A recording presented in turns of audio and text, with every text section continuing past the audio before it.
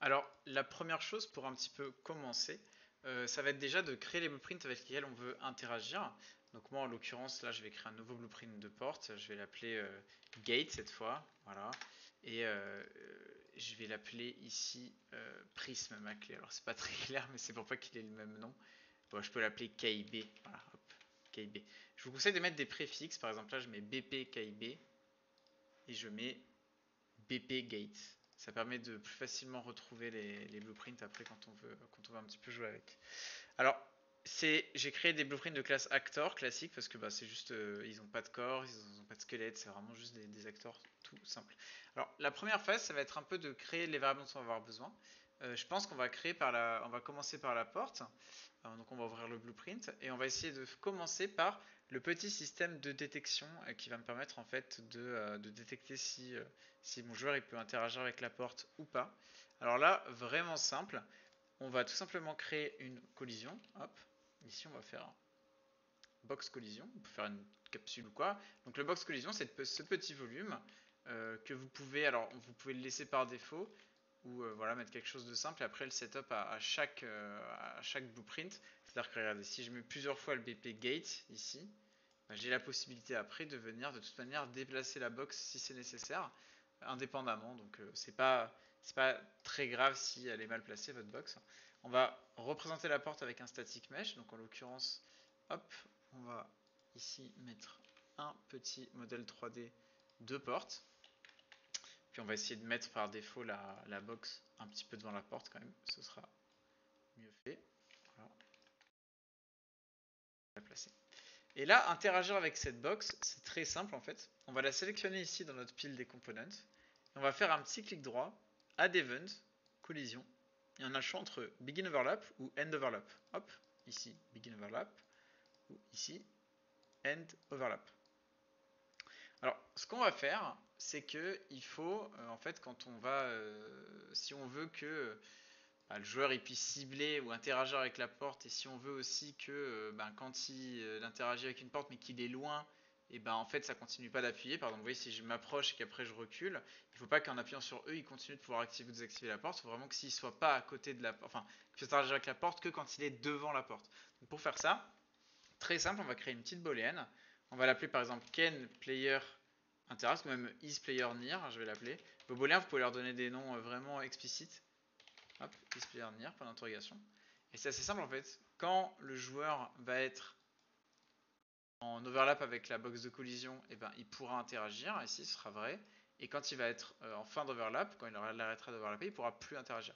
Et ce que je vais faire aussi, c'est que dans ici mon overactor, je vais faire un petit cast to third person. Alors moi en l'occurrence là, j'utilise le third person blueprint d'Unreal. Donc si vous l'avez pas, vous faites ici un petit add feature content pack et vous chopez le third person. Ça marche aussi en first person, il n'y a pas de problème.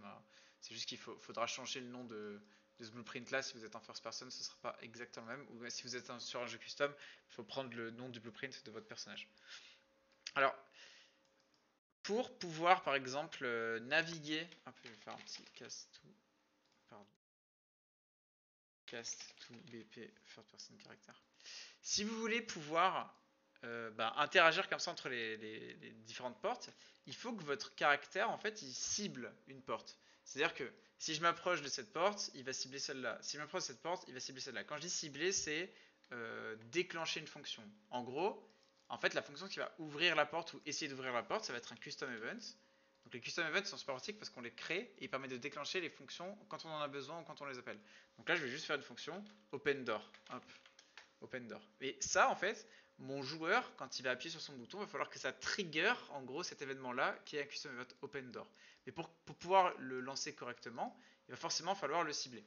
Donc dans mon third person character ici, donc là je vais enlever un peu, je vais déconnecter ce que j'avais déjà fait auparavant avec l'ancien système. Mais globalement, je vais avoir ma touche E ici. Et vous voyez que j'avais créé ici des variables target bpdor ou target bpkey. Donc en fait, dans Unreal, vous pouvez créer une variable qui est du type d'un blueprint qui existe dans votre projet. Vous voyez bpgate ici, ce blueprint gate, ça peut être une variable. Donc regardez, on va faire un petit plus ici.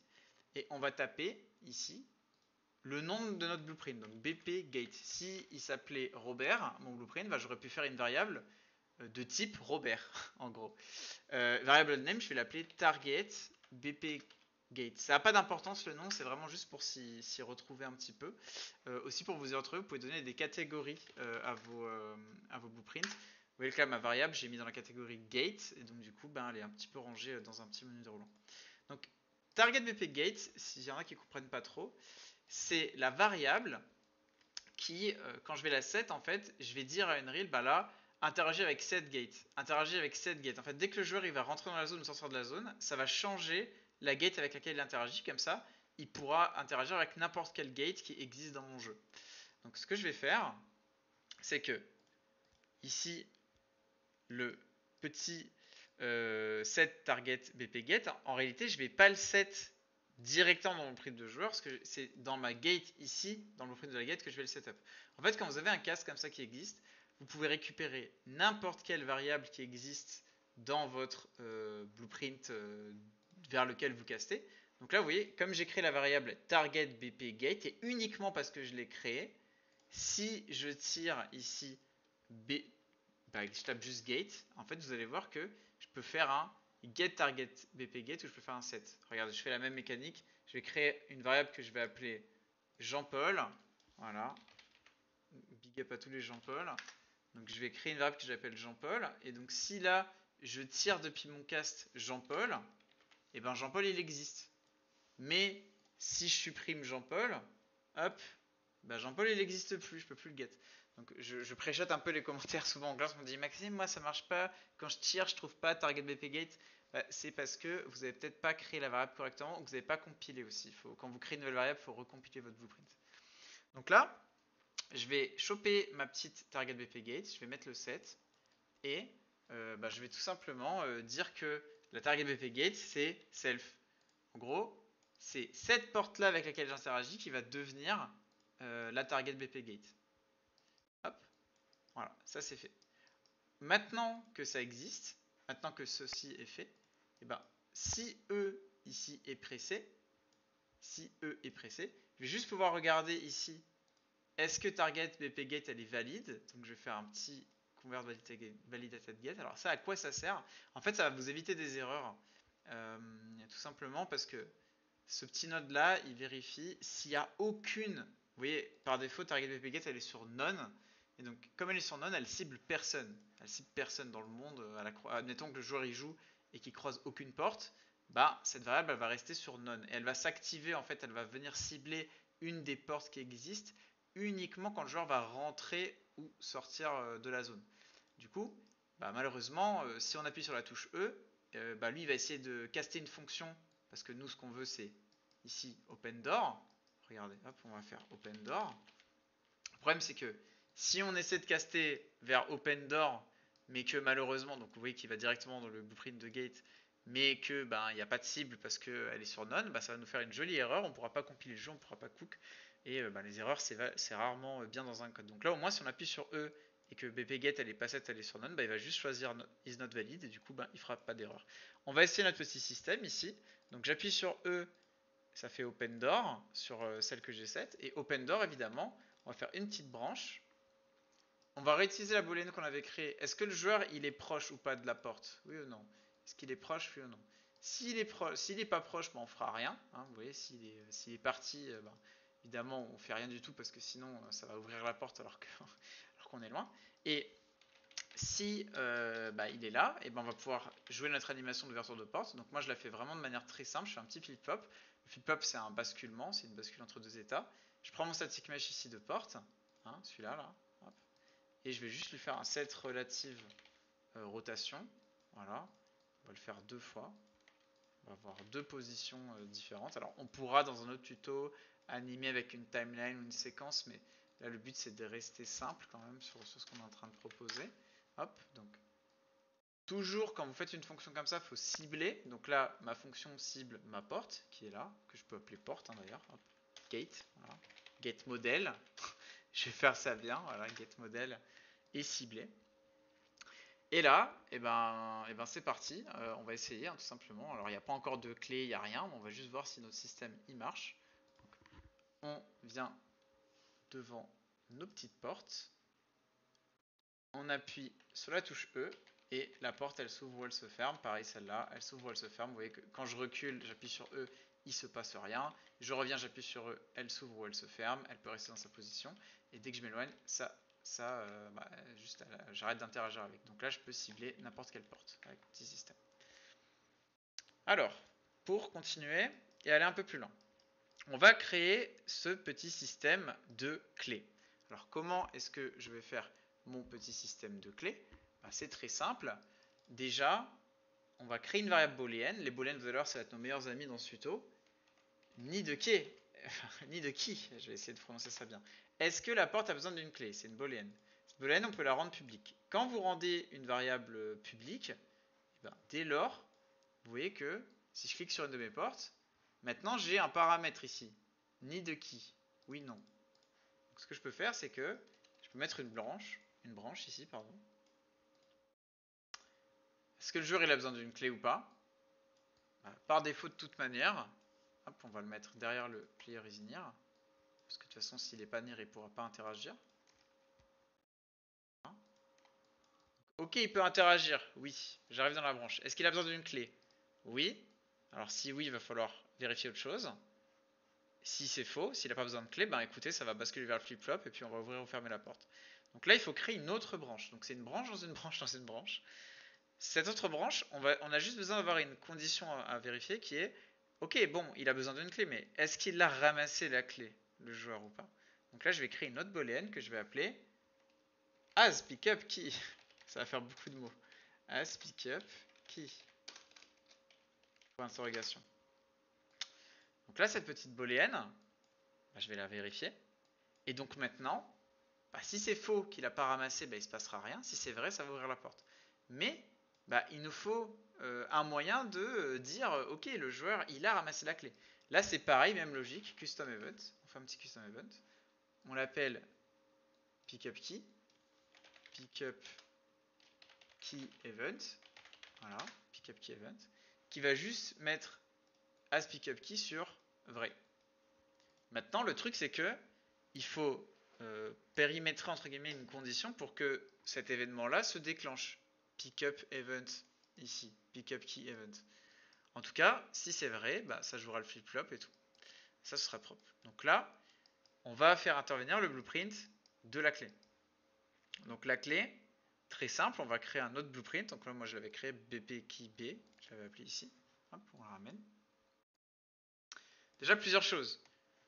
On veut que notre joueur, il ramasse la clé. Donc là, c'est pareil. On va refaire un système de détection comme on a fait ici. Hop, donc un petit système de détection avec déjà un petit modèle 3D pour ma clé. Par exemple, ici un cube. Voilà. Joli cube. Ça marche pas. Je vois pas le cube. Peut-être que je suis dedans. Voilà, donc ça, c'est ma clé. Je vais mettre une sphère pour changer. Allez hop, je mets une petite sphère. Et une box collision. Parce que, évidemment, je veux que le joueur il puisse attraper la clé que quand il est à proximité de la clé. Donc, si la clé se déplace, hop, s'il est loin de la clé, je ne veux pas qu'il puisse l'attraper. Alors là, moi, je suis avec une box collision. Évidemment, il y a d'autres manières de faire, c'est pas la seule. On pourrait le faire avec un recast, avec un line trace, avec pas mal de choses, avec une collision. Mais là, je veux rester simple. Et puis, ce sera aussi l'occasion de faire d'autres tutos pour apprendre d'autres méthodes. Donc là, je fais mon begin overlap to end overlap, même chose. On chope le cast to third person character. Pourquoi? Parce que au même titre que quand je vérifiais si le joueur pouvait interagir ou pas avec la gate, je veux vérifier s'il peut interagir ou pas avec la clé. Donc ma clé, ici, je veux créer une petite variable qui, elle aussi, est du type de la clé. Je préchote un peu quelques commentaires. Évidemment, c'est pas la seule manière de faire, c'est pas du tout la manière la plus optimisée de faire. Mais par contre, c'est une manière simple pour apprendre et qui peut fonctionner pour un petit jeu. Target key pickup, target key B. Voilà, je vais l'appeler comme ça. Et je vais choper ma classe de blueprint, target. Alors, juste, ça s'appelle KB. Voilà. Vous devez bien prendre ici en mode object référence. J'ai mon petit blueprint de ciblage de ma clé. Et donc, vous voyez ce que j'avais fait avant, c'était fait récupérer la clé, ici, faire un validated get dessus, et quand le joueur appuie sur F et que c'est valide, coller une fonction dans la clé. Donc là, ma fonction dans la clé, elle n'existe pas, il faut que je la crée. Donc j'ai une petite fonction custom event player key pickup, par exemple, je vais l'appeler. Vous lui donnez le nom que vous voulez hein, au custom event. Maintenant que j'ai cette fonction là, qui est compilée, bah, quand j'appuie sur F, je peux cibler ma clé et faire key pickup, player key pickup. Il appuie sur F, ça va déclencher ça. Maintenant, pour savoir si player key pickup, bah, c'est pareil, il me faut une petite branche et il faut notre système de détection ici. Donc une petite booléenne, can, par exemple pareil, hein, is player near point d'interrogation. Quand il va être en collision avec cette box là, de ce volume, ce box collision, et ben ce sera vrai. Et quand il sera loin, ce sera faux. Ici. Et là, pareil, il faut setup. C'est-à-dire que dans le joueur, le target KIB, il faut que je le set ici. Donc set target KIB. Target KIB. Et je vais dire c'est toi, c'est self. Ici. Ce petit node là va me permettre de faire que bah, si j'ai par exemple plusieurs clés qui sont posées, voilà, bah, quand il va être à proximité de celle-là, ça ciblera celle-là, et quand il sera à proximité de celle-là, ça va cibler celle-là. Pourquoi ça va la cibler? Parce que ça va set le target KIB, donc ça va set le blueprint qui reçoit en fait qui joue en fait l'événement ici sur celui qui est dont je suis bah, simplement à côté, dont je suis le plus proche. Enfin, c'est pas exactement dont je suis le plus proche, mais c'est celui avec lequel je me suis overlappé en dernier, quoi, entre guillemets, avec la collision. Et il ne peut pas y en avoir deux en même temps, il n'y en aura toujours qu'un seul. Donc là c'est pareil. Hop. Est-ce qu'il va pick up la clé? On vérifie la petite variable. Est-ce que le joueur est à proximité? Si c'est faux, on fait rien. Si c'est vrai, et ben là on peut créer le lien. Donc là en fait il faudrait, si c'est vrai qu'il a ramassé la clé, du coup il faut que BP gate on puisse lancer pickup key event. Parce qu'on va pas, on pourrait en soi stocker une variable dans le blueprint du joueur, mais c'est un peu lourd. Autant stocker la variable directement dans la porte, de savoir s'il a pris la clé ou pas. Donc ce que je dois faire, c'est faire communiquer mon blueprint de clé avec mon blueprint de gate. Donc là, ce que je vais faire, c'est une petite variable. On va choisir la gate, bp gate, ici. Voilà, on va le rendre public. Donc là, c'est linked, je vais l'appeler linked get. En gros, c'est à quelle porte est reliée ma clé. Et de la même manière, dans la gate ici, je vais créer une variable qui est linkée à la clé. Donc là, hop, bpkb, alors pardon, c'est linked keyb. Hop, je vais kb. Je sais que ça paraît peut-être pas très cohérent comme ça, mais en fait, en gros, vous allez créer une variable du type de la clé dans la porte et une variable du type de la porte dans la clé, la rendre publique. Comme ça nous permettra de faire la chose suivante. Prendre la porte et pipeter une clé. Et prendre la clé et pipeter une porte. Ça les relie entre elles en fait. C'est ce qu'on vient de faire là. Hop, on les relie entre elles. Comme elles sont reliées maintenant, bah, c'est super parce que en fait dès que je vais les relier, bah, ça veut dire que je peux récupérer ici ma gate et je peux parfaitement en gros déclencher une fonction à l'intérieur. Donc moi ma fonction, on se souvient, elle s'appelait pickup key event. Hop. Donc là je vais déclencher pickup key event. Donc si le joueur il est à proximité et que c'est vrai qu'il est à proximité et qu'il a interrogé en appuyant sur F, ça va cibler la clé dont il est à côté. La clé va cibler la gate et dire que cette variable est vraie. Et ce qu'on va faire pour que le joueur, en fait, la clé elle disparaisse, bah, c'est qu'on va simplement la détruire en fait. Donc en gros, bah, on va faire un destroy actor. Il va se détruire lui-même, self ici. Hop. On va voir si ça marche. Hein. Donc, je récapépète. Je m'approche de la clé, enfin de la zone de collision de la clé. Ça détecte ou pas, ça cible et ça détecte si je peux interagir avec. J'appuie ici sur F pour interagir avec. J'arrive ici, j'ai une branche. Est-ce que le player il est near ou pas? Si c'est vrai qu'il était near, bah, je déclenche le pick-up de la clé. Et Puis bah, on détruit l'acteur, hein, tout simplement. On le détruit.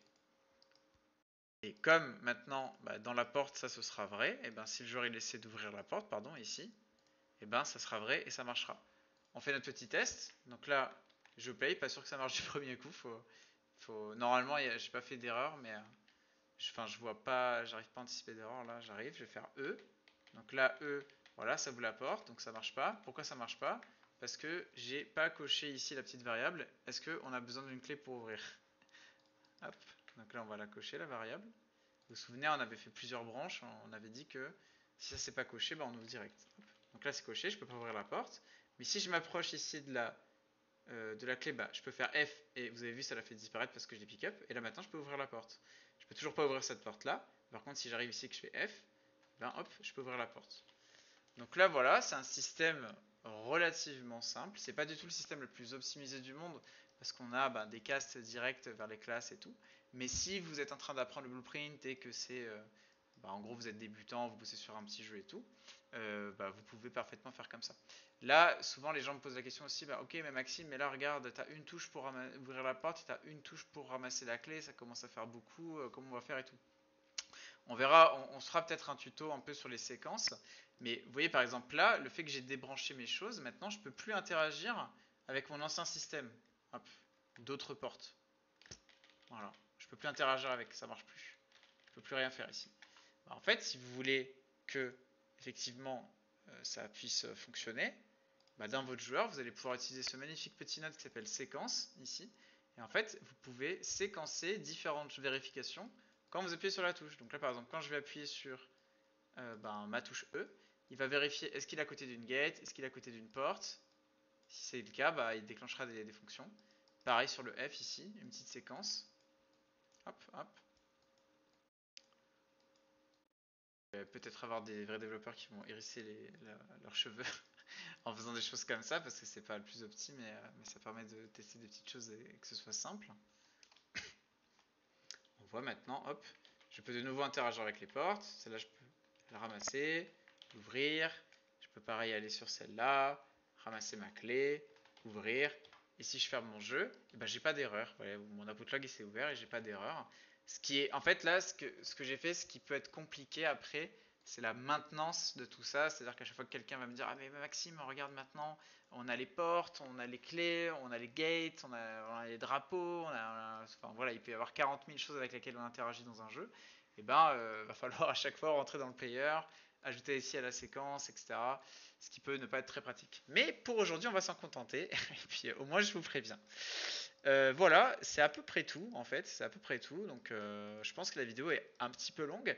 N'hésitez pas à faire des pauses, n'hésitez pas à poser des questions en commentaire. Mon but c'était pas que ça dure 1 heure. Et puis de toute façon, ces prochains jours, je vais essayer comme ça de prendre le temps de vous faire des tutos un peu orientés blueprint et un peu orientés gameplay. Et peut-être que ça vous aidera dans vos jeux d'horreur, vos puzzle games, vos petits FPS, voilà, des trucs un petit peu comme ça. Je vous souhaite une très bonne journée et à très bientôt. C'était Maxime. Bye bye.